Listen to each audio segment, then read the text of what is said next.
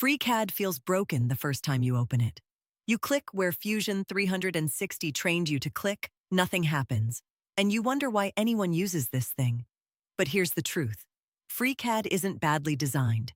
It just thinks differently. And once you understand parametric constraints, it becomes incredibly powerful for 3D printing. The secret is the part design workbench. You have to create a body first, then sketch on a plane. Your shapes stay white and sloppy until you fully constrain them with exact dimensions. That green outline?